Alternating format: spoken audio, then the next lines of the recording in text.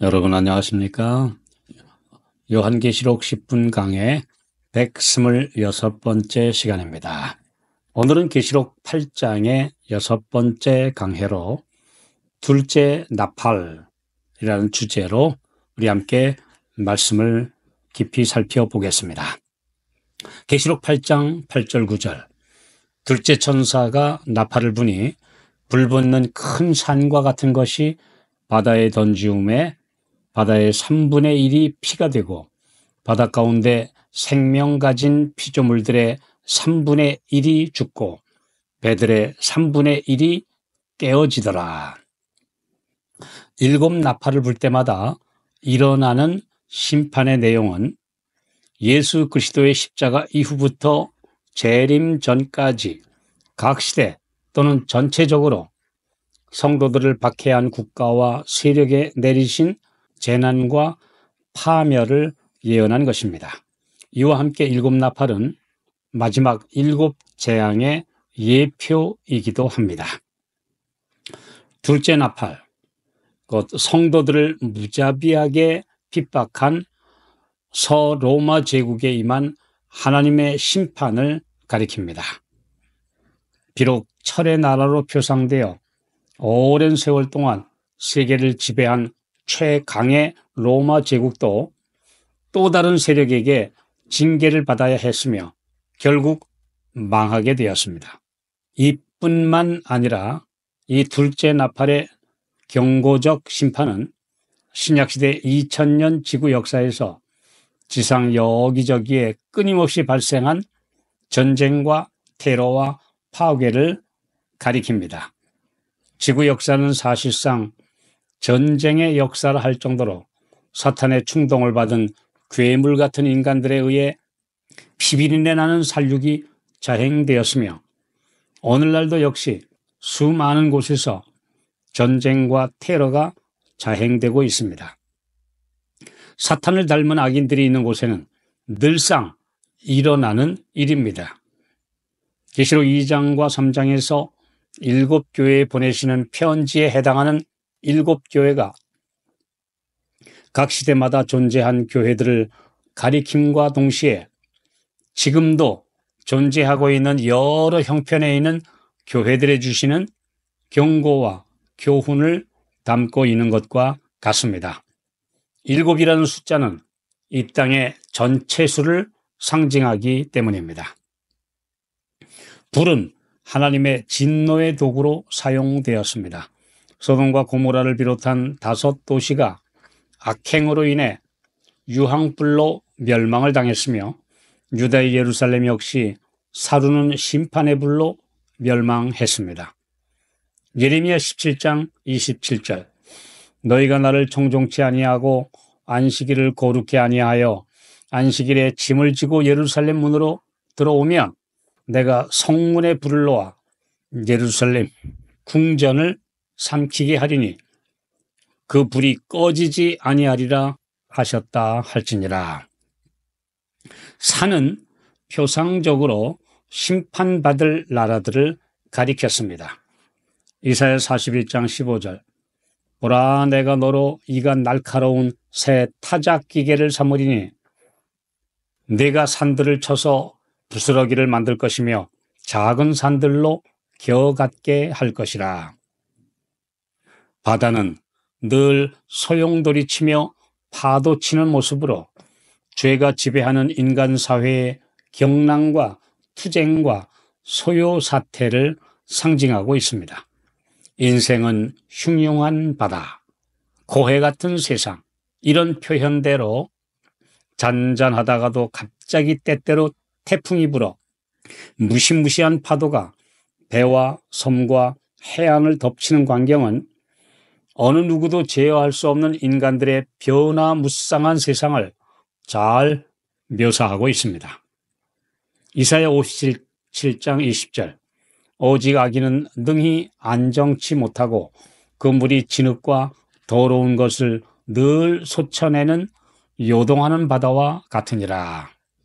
계시록 17장 15절 또 천사가 내게 말하되 네가 본 바 음녀에 앉은 물은 백성과 무리와 열국과 방언들이니라.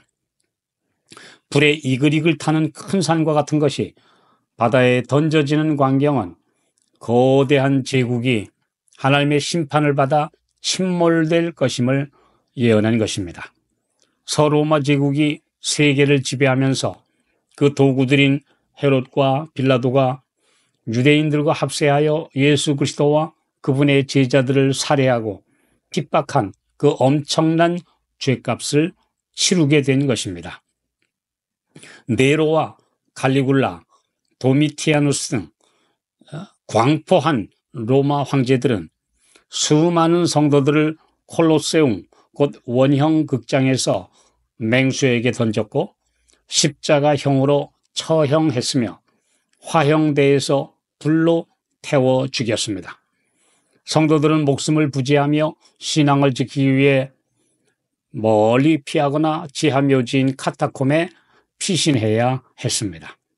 계시록 6장 9절로 11절에 다섯째 인을 떼실 때 순교자들의 피가 공의의 처벌과 신원의 주심을 호소했습니다.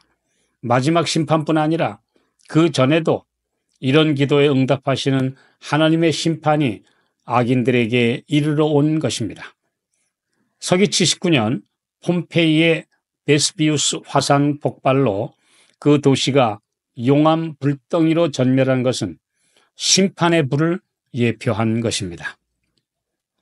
악의 제국 로마도 4세기에 북쪽에서 내려온 게르만족의 계속되는 침략으로 쇠락해져서 마침내 멸망하고 말았습니다. 로마 제국의 임한 심판은 마지막 시대 타락한 종교와 정치의 연합세력인 바벨론이 심판을 받아 파멸되고 침몰될 것을 상징하고 있습니다. 칠재앙 때 대부분 진노가 담긴 대접이 쏟아질 곳은 이 음녀들이 지배하던 나라들이 될 것입니다.